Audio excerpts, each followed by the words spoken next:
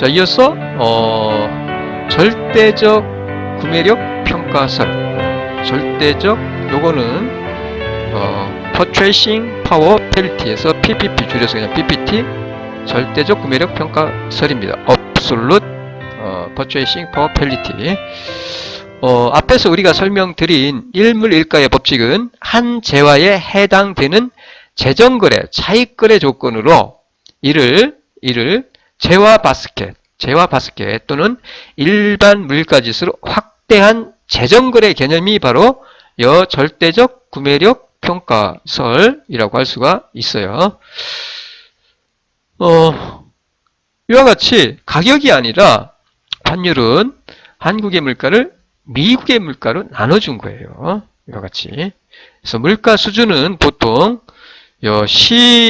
CPI나 소매물가지수 혹은 도매물가지수 혹은 GDP 디플레이터를 사용을 합니다. 그래서 이와 같이. 그래서 만약에 일물일가의 법칙 LOP가 모든 재화에 성립하는 경우 당연히 절대적 구매력 평가설은 성립을 해요. 하지만 LOP가 모든 재화에 성립하지 않더라도 절대적 구매력 평가설은 이론은 성립 가능합니다. 성립해요. 우리가 경험적으로 실증 분석에 의해서 성립한다라는 것을 우리가 발견할 수가 있어요. 그래서 LOP가 일물일가의 법칙이 모든 재화에 성립하지 않더라도 PPP는 성립 가능하다, 성립한다라고 이해를 하시면 되겠습니다. 그리고 절대적 구매력 평가설 PPP는 장기 환율 예측을 위해서 사용되기도 합니다. 장기입니다. 장기. 단기가 아니에요. 하지만 현실적으로 물가 인덱스 바스켓이 동일하지 않아서 성립하지 않을 가능성이 있어요. 나라에 따라서 물가지수를 산출을 할 때 그 바스켓에 집어넣는 대표 상품이 다를 수 있기 때문에 성립하지 않을 수도 있다라는 얘기입니다. 절대적 구매력 평가설은 계산이 용이해요. 반면에 성립되지 않을 가능성도 있어요. 그 이유는 첫째, 거래 비용이나 세금, 금융 규제가 전혀 없다는 가정이 현실과 맞지 않다는 얘기죠. 거래 비용이라든가 이런 거 존재합니다. 금융 규제도 존재하고요. 그 다음에 두 번째는 한국의 전형적인 소비 묶음과 미국의 소비 묶음이 같지 않기 때문에 앞에서 말씀드렸듯이 이 소비 묶음, 소비 바스켓이 미국의 소비 바스켓과 한국의 소비 바스켓이 같지 않기 때문에 동일한 물가 지표를 찾기가 어렵다는 얘기죠. 동일하지 않을 수도 있다는 얘기예요. 소비가 미국이나 한국에 따라서 다르죠. 미국인들은 우리는 쌀을 많이 소비를 합니다. 쌀을 밥을 주식으로 삼고 있기 때문에. 하지만 미국은 밥보다는 빵이죠. 빵과 고기 종류죠. 따라서 이 바스켓에 집어넣을 때 미국에서는 어쩌면 쌀이 빠질 수도 있다는 얘기예요. 쌀 대신 빵이 들어가고요.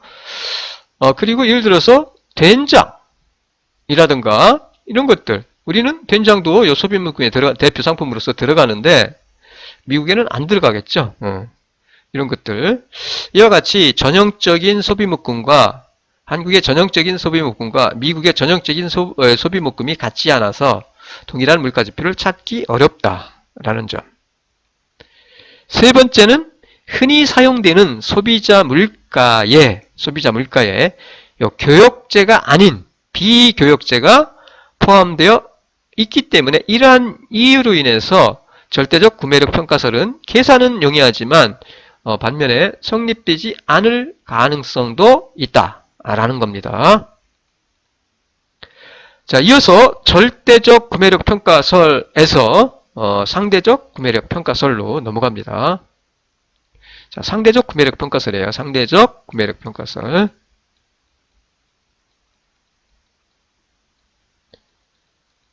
상대적 구매력 평가설.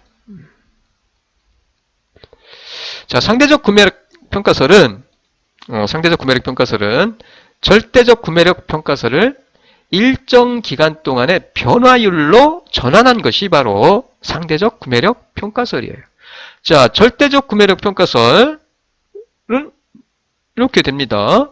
자국의 물가를 외국의 물가로 나눠준 게 바로 절대적 구매력 평가설이에요. 자, 여기로부터 일정 기간이니까 변화율이니까 양변을 특정 연도로 나누면 이와 같이 특정 연도로 나눠요.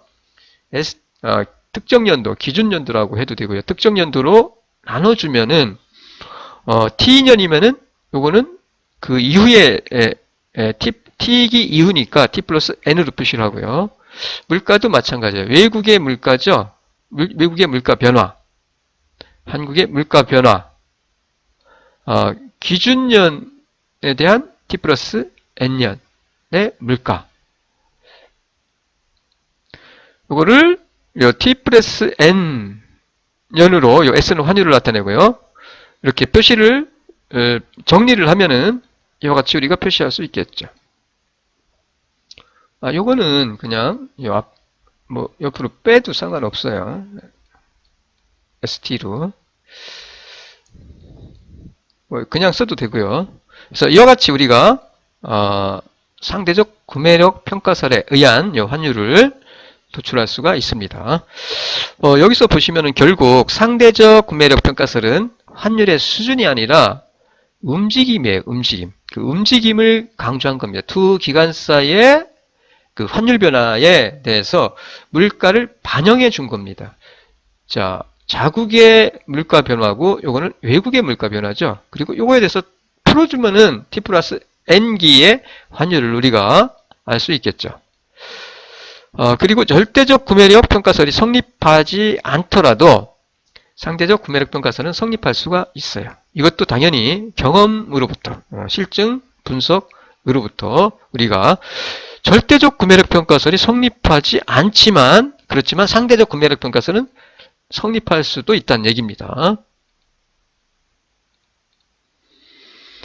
자, 예제를 가지고 우리가 환율을 한번 상대적 구매력 평가설 정리로부터 환율을 한번 산출을 해봅시다. 자, 2007년에 원달러 환율이 1200원이었고 11년도에는 1150원이라고 가정을 합시다. 근데 물가가, 이 기간사의 물가가 한국은 108에서 111로, 그 다음에 미국의 물가는 110에서 110으로 동일한 비율만큼 상승하지 않았습니다. 차이가 나죠? 이러한 그 물가 변화를 두 기간사의 그 물가 변화를 환율 변화에 반영을 해주는 겁니다. 환율 변화에. 자, 그대로 우리가 앞에서 했던 그 수식에다가 요 수식에다 그대로 대입을 해주시면 돼요. 그대로. 자, 그러면은 이렇게 되죠. 대입해서 풀어주면 되니까. 아까도 말씀드렸지만 그냥 요거는 옆으로 그냥 빼놔도 됩니다. 앞으로 빼든지 여기다 해서 이렇게 넣으셔도 돼요. 그리고 요거를 계산한 다음에 기준연도의 환율에다가 곱해주면 되겠죠. 물가 변화를. 양국의 물가 변화, 자국의 물가 변화와 외국의 물가 변화를, 상대적인 물가 변화를 기준연도의 환율에 반영을 해준 것이 뭐라고요? 상대적 구매력 평가설에 의한 환율이에요. 환율. 자, 대입을 하면은 얼마가 나오냐면은 물가를 반영해주면은 이건 명목환율입니다. 우리가 이건 그냥 명목환율인데 요거를 반영해줬더니 얼마 나오냐면은 1달러에 1289원이 나왔어요. 이 11년도의 환율은 요게 아니라 물가를 반영해줬더니 이렇게 나오더라. 그 얘기죠? 자, 보시면 명목환율이 1150원인데 물가를 반영해줬더니 1달러 1289원이에요. 따라서 시장에서의 그 명목환율은 어떻게? 139원 고평가되어 있다. 절상되어 있다. 라고 할 수가 있겠죠. 10.8% 정도 고평가되어 있다. 라고 할 수 있어요. 물가를 반영해주면은 1150원이면 안 돼요. 안 됩니다. 그러면은 당연히 이론상의 환율과 시장에서 환율이 다르니까 여기에는 우리가 이러한 차이를 이용해서 투자를 통해서 이익을 얻을 수가 있어요. 자, 이와 같이 어쨌든 상대적 구매력 평가설에 의해서 환율을 구하면은 11년도의 환율은 1289원 1달러에 그래서 139원 절상되어 있다라고 할 수가 있습니다.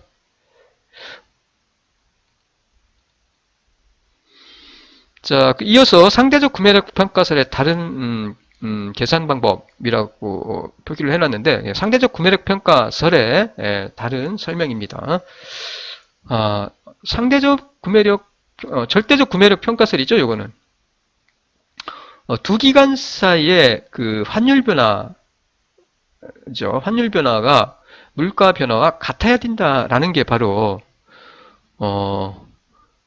상대적 구매력 평가설에 의한 그 환율이에요. 환율 앞에서 우리가 보았듯이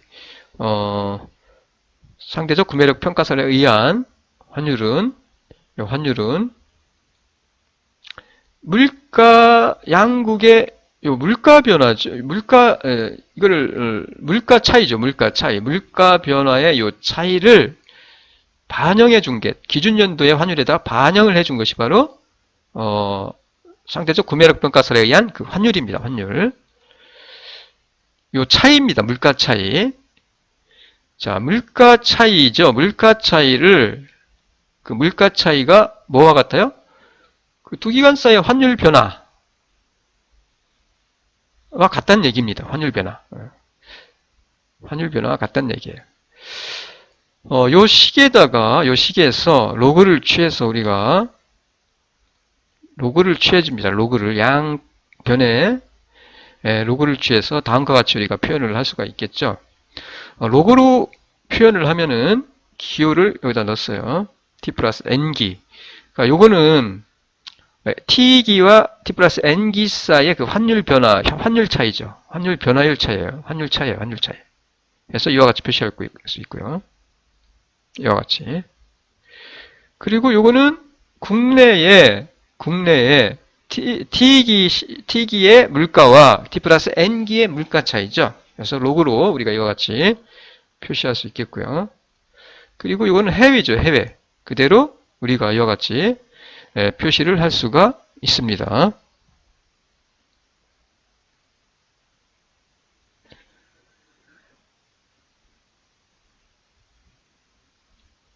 요 식이 헷갈리시면은 그냥 요거 생각하시면 됩니다. 요 수식을 갖다가 여기에다가 로고를 취했다고 생각을 해주시면 돼요. 로고를 취하면은 뒤에서 유도한 수식과 같다는 것을 알 수가 있죠. 로고 취하면은 로고 st 플러스 n 마이너스 로고 st가 되니까 요것도 마찬가지죠. 여기 로고 취하고 해서 우리가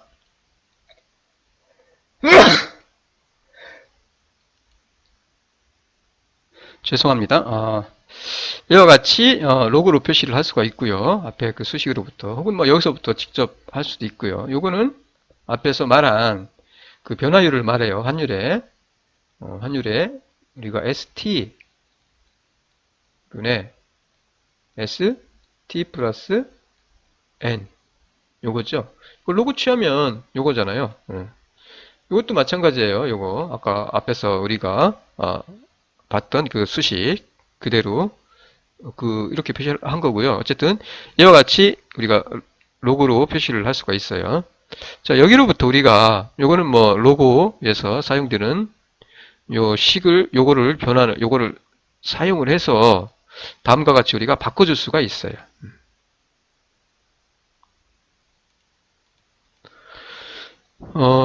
자, 요거는 뭐 보시다시피 ST분의 요거죠, 요거.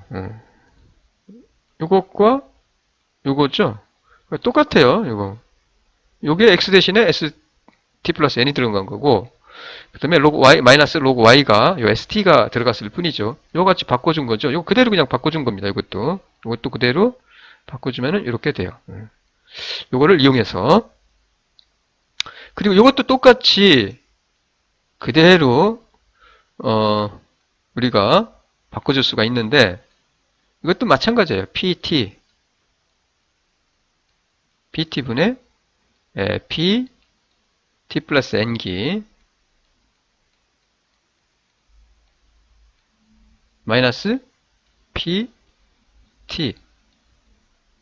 요거는 물가 변화율이니까 물가 변화율, 물가 증가율, 물가 감소율 변화율이죠. 요거를 이렇게 파이로 우리가 표시를 했어요. 요것도 마찬가지고요. 이거 여기다가 별표를 붙여줬을 뿐이죠. P 별표 PT 그 다음에 P 별표 T 플러스 N T 플러스 N 마이너스 PT 별표. 요거를 이렇게 파이로 물가 변화율, 물가 변화율, 물가 상승률로 바꿔줬을 뿐입니다. 해서 우리가 요 상대적 구매력 평가 설로부터 요 수식을 바꿔주면은 요 수식을 우리가 도출할 수 있는데 잘 보세요. 요게 의미하는 걸 잘 보셔야 돼요. 이 얘기는 요거는 뭐예요? 요거는 물가 상승률의 차이잖아요. 양국의 요거는 자국이고 아까 우리가 표시했던 자국, 요거는 자국이죠. 자국의 물가 상승률 이고요. 이거는 해외 물가 상승률이에요. 이렇게 바꿔주면은 요 물가 상승률의 차이, 국내와 해외 물가 상승률의 요 차이가 뭐예요? 현물 환율의 변화율과 같아야 한다는 얘기입니다. 이게 바로 상대적 구매력 평가설의 그 의미예요. 상대적 구매력 평가설이라는 것은 결국 현물 환율의 변화율이 국내외의 물가 상승률의 차이와 같다라고 할 수 있어요. 결국 인플레이션이 높은 국가의 통화는 절하되어야 한다는 것을 의미해요. 요거는 요 얘기는 그런 의미예요. 그래서 다시 말씀드리면은 국내외의 물가 상승률의 차이가 바로 현물 환율의 변화율과 같아야 한다. 수식으로 외우지 마세요. 수식으로 그냥 의미로 이해를 하세요. 자, 물가 상승률의 차이. 자, 자국의 물가 상승률 바이 외국의 물가 상승률. 이 차이가 뭐와 같아? 변화율, 증가율, 감소율.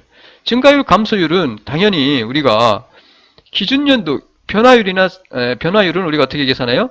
기준 시점이죠. 기준 시점. 기준 시점의 값.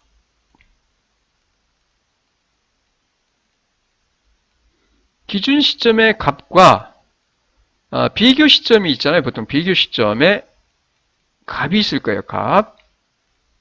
그 차이를 변화한 만큼이 그 차이잖아요. 차이. 기준 시점의 값 빼주면 되겠죠.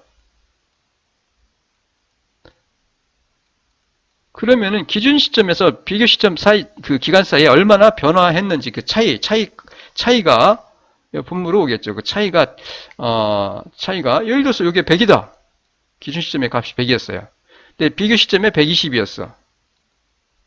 그럼 이게 100이야.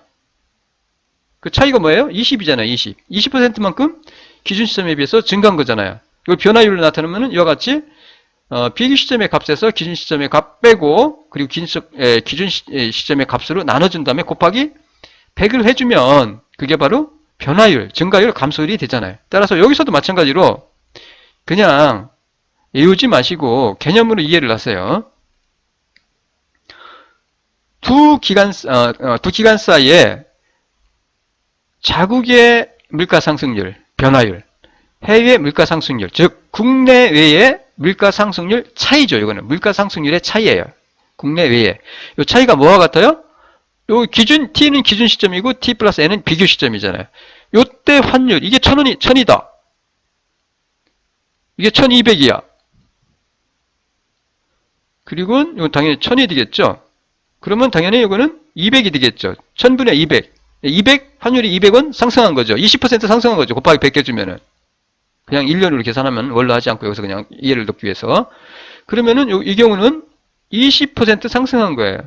그러면 이게 물가 상승률 차이가 요게 예를 들어서 한국이 20이 돼야 되고 이게 40이라고 합시다. 예를 들어서 한국이 40이고 같으려면은 미국이 이 차이가 같아야 되니까 20이 되겠죠. 자, 한국의 물가 상승률, 물가 변화는 40%인데 미국은 20%. 그 차이는 20% 같아야 된다는 얘기죠. 이 얘기는. 즉, 이 얘기는 뭐예요? 물가 상승률이 미국에 비해서 한국의 상승률이 20% 높죠. 높아요. 자, 이와 같이 인플레이션이 높은 국가의 통화는 20%만큼 절하되어야 된다는 얘기예요. 환율이 20% 상승했으니까 그만큼 가치는 떨어진 거잖아요. 1000에서 1200으로 1달러를 매입하는데 이제 1000이 아니라 200원 더 주고 1200원에 매입해야 되니까 그만큼 자국 통화의 가치는 절하된다는 얘기예요. 이와 같이 뭐예요? 인플레이션이 높은 국가의 통화는 절하되어야 한다는 얘기예요. 여기가 20이면은 쉽게 그냥 20이면은 여기도 20이 돼야 되니까 여기가 20만큼 커야 되겠죠. 20만큼. 즉 물가 인플레이션이 높은 국가죠. 높은 국가 20%. 예를 들어서 아까 얘기했듯이 40%고 미국이 20%. 차이만큼 20% 인플레이션이 20% 높으면은 당연히 요 상대적 구매력 평가설에 의해서 요 자국 통화인 원화의 가치도 20% 떨어져야 된다는 얘기예요. 값이. 그런 것을 의미해요. 상대적 구매력 평가설은 인플레이션율이 높은 국가의 통화는 절하되어야 한다는 것을 의미한다라고 할 수가 있겠습니다. 자, 위의 표현을 환율의 상대적 변화율에 대한 예상과 환율의 상대적 변화율에 대한 예상이에요. 여기가 예상입니다. 이는 expectation 해서 예상입니다. expect 그래서 예상. 앞에서는 그냥 t 플러스 n기로 했는데 예상으로 바꿔요. 예상. 상대적 환율의 상대적 변화율이에요. 변화율에 대한 예상입니다. 예상. 환율의 상대적 변화에 대한 예상과 국내 및 해외의 물가 상승률에 대한 예상. 이것도 예상입니다. 전부 여기서는 예상. 자, 예상 가능해요. 우리가. 환율 변화로부터 과거의 자료로부터 물가가 앞으로 얼만큼 상승할 거다. 해외도 얼만큼 상승할 거다. 그 차이. 국내 및 해외의 물가 상승률에 대한 예상과의 그 관계로 우리가 표현을 하면은 요 이식을 얻을 수가 있어요. 자, 여기서 ST는 T 시점에서의 현물 환율이고요. 당연히. 그 다음에 EST 플러스 N은 T 시점에서 예상하는 T 플러스 N 시점에서의 환율에 대한 기대값이에요. 기대값. 그리고 파이는 국내 예상 물가 상승률이고 예상입니다. 이거는 별표가 붙어 있는 건 해외 예상 물가 상승률. 그다음에 N은 기간이에요. 여기서 월로 표시합니다. 개월수로. 월수로. 1년은 12니까 여기 12로 써줬고요. 자, 여기서 잘 보시면은 요 변화율을 연이면 이거 무시하고 그냥 배꼽해주면 되는데 월인 경우 있죠. 3개월 후에 뭐 4개월 후에 일 경우는 요 N이 여기에 3을 넣어주면 돼요. 3개월 후에. 그러면은, 여기는 T기에서 N이 3이 되겠죠. 이렇게. T 플러스 N. 3개월 후가 되니까. 이와 같이 생각하시면 돼요. 자, 여기서 보면은, 왜 이게 N 플러스 12가 되냐라는 건데, 요거는 뒤에서 설명을 드릴게요. 어쨌든, 양국의 국내외의 예상 물가 상승률 차이는 뭐예요? 환율 변화율의 상대적 환율 변화율의 예상과 같다라고 해석을 하시면 됩니다. 당연히 요 자국이 이게 높다라고 하면은 요거는 계산하면은 상승하겠죠. 요 당연히 이것도 그 유리 플러스가 되겠죠. 플러스. 그래서 자국의 통화의 가치는 떨어지겠죠. 그런 관계입니다. 자, 예제를 가지고 한번 우리가 풀어볼게요. 앞으로 1년 동안 멕시코의 물가 상승률은 42.6%, 영국의 물가 상승률은 4.8%. 자, 여기로부터 우리가 알 수 있는 것은 앞에서 설명드렸듯이 멕시코의 물가 상승률이 훨씬 높죠. 영국의 물가 상승률보다. 당연히 멕시코 통화의 가치는 평가 절하되어 야 하겠죠. 상대적 구매력 평가설에 의해서. 그렇게 우리가 예상할 수 있을 거예요. 자, 현재 멕시코 통화인 페소와 영국의 통화인 파운드 간의 환율이 1파운드, 여기서 자국은 멕시코로 생각을 하시면 되고요. 1파운드, 기준 통화인, 여기서는 파운드입니다. 1파운드에 17.942 페소라고 했을 때, 자, 1년 후에 페소와 파운드 간의 환율 수준이 어떻게 될 것이냐라는 거죠. 이거는 상대적 구매력 평가설에 의해서 우리가 요 예상을 ST 플러스 12개월이에요. 12개월. 그러니까 요거는 T 플러스 N기는 그냥 ST 12가 되겠죠. 요거죠. 요게 ST 변화율이니까 기준분의 비교 기준 차이. 그 기준 시점과 비교 시점의 환율 차이 곱하기 N분의 12 곱하기 퍼센트니까 100을 곱해주고요. 그리고 요거 마이너스 그 다음에 4.8 마이너스 해주면 되겠죠. 이게 같아야 된다는 거니까 이렇게 여기다 그냥 다 대입해주면 되겠죠. 이렇게 해서. 그리고 요거에 대해서 풀어주면 되겠죠. 그러면은 1년 후에 페소의 그 1파운드에 얼마인지를 그 예상 값을 우리가 구할 수 있겠죠. 우선 페소를 자국통화 그리고 파운드를 외국통화로 가정을 하고요. 방화표시 환율은 단위는 외국통화인 1파운드 1단위의 가치를 자국통화인 페소의 단위수로 나타냅니다. 1년 후의 환율순에 대한 예상이니까 해당 기간의 개월수에는 당연히 12가 되고요. 해서 이와 같이 우리가 표현할 수 있죠. 그래서 앞에서 설명드린 요 상대적 구매력 평가설에 의한 그 식을 그대로 대입해 주면 돼요. 여기다가 대입해 주면 돼요. 그럼 이렇게 나오죠. 이거는 뭐 간단하죠. 그냥 풀어주시면 됩니다. 풀어주시면 돼요. 풀어주시면은 결국 이렇게 도출이 돼요. 그래서 1년 후에 12개월 후에 파운드화는 24.742로 17.942에서 24.742로 페소 가치가 절하되는 것을 우리가 확인할 수가 있죠.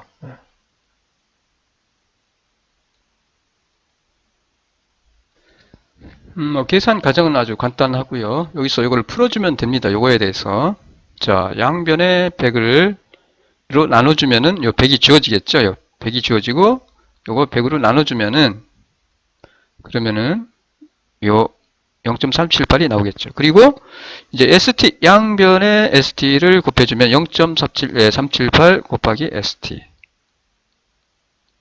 ST 그러면 이게 지워지겠죠. ST를 곱해주면 여기다가 그러면은 요것만 남으니까 이제 요거를 우변으로 가져가면 0.378 ST 플러스 ST가 되겠죠. ST. 그러면은 요거를 다시 ST가 공통이니까 ST를 빼내고 그리고 0.378 378 플러스 1이죠. 1 이렇게 바꿔줄 수 있죠. 이렇게 요거 정리하면은 0.378 ST 1S 플러스 ST잖아요. 그럼 ST는 17.942 요 대입해서 풀면 그러면 0.378 더하기 1하면 1.378이 되니까 요 1.378에다가 ST 값이 얼마예요? 요거 그대로 기준연도 ST년도의 환율 17.942를 곱해주면은 24.742를 얻을 수가 있습니다. 한번 해보시고요. 이와 같이 우리가 상대적 구매력 정리로부터 미래의 환율을 양국의 물가 상승률 차이로부터 상대적인 예상 환율 변화율에 대한 정리식으로부터 미래 일정 시점의 환율을 우리가 예측을 할 수가 있다라는 것. 실증 분석을 한 결과 상대적 구매력 평가설이 절대적 구매력 평가설보다 장기에는 더 잘 맞더라. 더 좋은 성과를 보인다라고 합니다. 하지만 두 이론 모두 단기에는 뚜렷한 차이를 보지 못해요. 자, 절대적 구매력 평가설이든 상대적 구매력 평가설이든 모두 단기에는 별 의미가 없다. 장기에 나름대로 잘 맞는다. 그래도 의미가 있다. 라고 이해를 해주시면 될 것 같고요. 그리고 현재 절대적 구매력 평가설과 상대적 구매력 평가설은 가장 보편적으로 사용되는 환율과 환율 이론에 관한 환율 이동에 관한 이론이에요. 환율의 변동에 관한 이론이라고 할 수가 있겠습니다. 그래서 어쨌든 장기에는 나름대로 잘 맞더라. 이렇게 이해를 해주시면 될 것 같고요. 상대적 구매력 평가가 성립되지 않게 되는 이유. 절대적 구매력 평가서에도 설명을 드렸지만 비슷합니다. 상대적 구매력 평가가 성립하지 않게 되는 이유로는 경제의 구조적 요인을 들 수가 있어요. 수입품에 대한 수요 변화라든가 외국 자본의 국내 투자율의 변화라든가 수입품에 대한 수요 변화, 외국 자본의 국내 투자율의 변화, 투자에 의해서 그리고 국내에서 갑작스러운 석유 발견 등등을 들 수가 있어요. 경제적인 구조로 인해서 상대적 구매력 평가가 성립하지 않을 수도 있다는 얘기예요.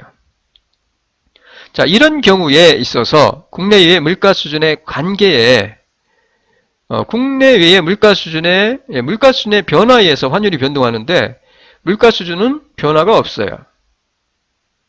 아무런 변동이 없어요. 그런데 이러한 그 경제 구조적인 요인에 의해서 국내 거주자의 외국 통화에 대한 수요 또는 외국 거주자의 자국 통화에 대한 수요 변화가 일어날 수 있어요.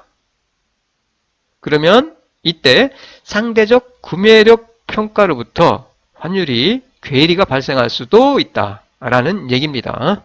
그러니까 항상 맞는 게 아니라 이러한 한계도 지니고 있다라는 거 기억해 두시면 될 것 같아요. 자, 질문 드릴게요. 현실적으로 구매력 평가 가설이 성립한다고 할 수 있을까요? 현실적으로 구매력 평가 가설이 성립한다고 할 수 있을까라는 얘기입니다. 앞에서 여러분 몇 번 설명을 드렸지만 물가의 변동이 환율에 영향을 주는 것은 사실입니다. 앞에서 우리가 상식적으로도 물가와 환율 사이의 관계에 대해서 설명을 드렸듯이 분명히 물가 변동은 환율에 영향을 줘요. 하지만 유일한 요소는 아닙니다. 여러 가지 요인들이 있죠. 앞에서도 설명을 드렸듯이. 환율은 물가 외에 정부의 통화정책 혹은 재정정책, 금리, 실질 충격, 뉴스, 기대, 투기 등등에 의해서도 크게 영향을 받아요. 특히 이러한 것들은 단기에 물가보다 다른 요인에 더 큰 영향을 받아요. 단기에 이러한 요인들의 물가보다도 더 영향을 받는다는 얘기죠. 충격을.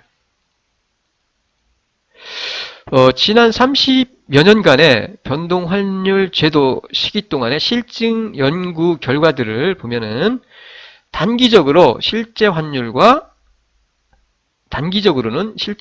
구매력 평가 간에는 괴리, 단기적으로 잘 맞지 않는다는 것을 보여줍니다. 하지만 이 구매력 평가를 단기 환율 결정 이론으로 삼거나 단기 환율의 적정성을 평가하는 기준으로 삼는 것은 부적절합니다. 이와 같이 단기적으로는 잘 맞지 않기 때문에 환율 결정 이론으로 삼거나 구매력 평가를 단기 환율 결정 이론으로 삼거나 단기 환율의 적정성을 평가하는 기준으로 삼는 것은 부적절하다. 이렇게 설명을 드릴 수 있을 것 같아요.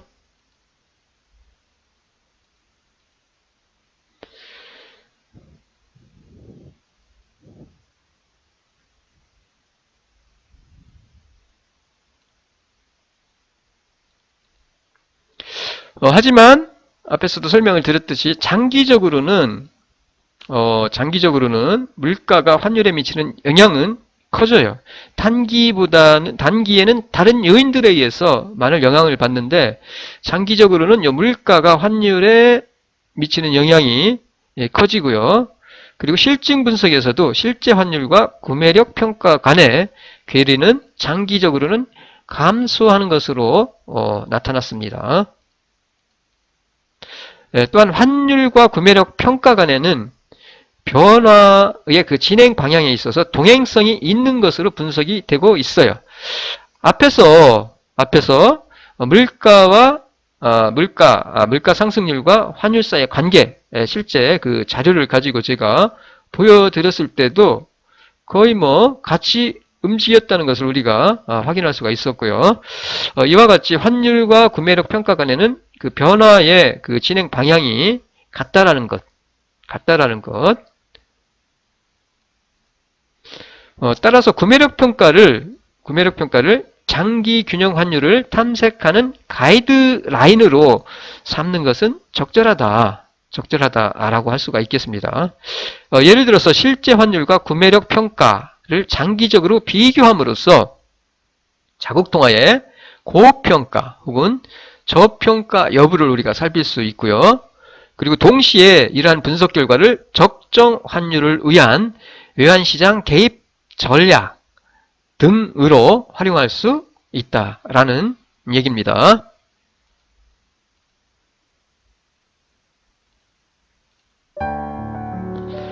자, 그러면 질문 하나 더 드릴게요. 환율과 국제 경쟁력의 관계는? 이거는 앞에서 여러분 설명을 드린 거기 때문에 당연히 관계가 있죠. 이거는 당연히 관계가 있어요.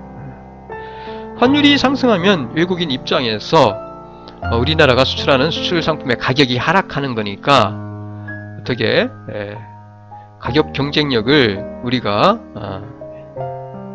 환율이 상승하면 수출 가격 경쟁력이 상승하겠죠. 더 가격이 싸진 효과가 외국인 입장에서 봤을 때 우리나라의 상품 가격이 내려가는 효과가 있으니까 당연히 수출은 증가하겠죠. 국제 경쟁력과 관계가 있습니다. 당연히.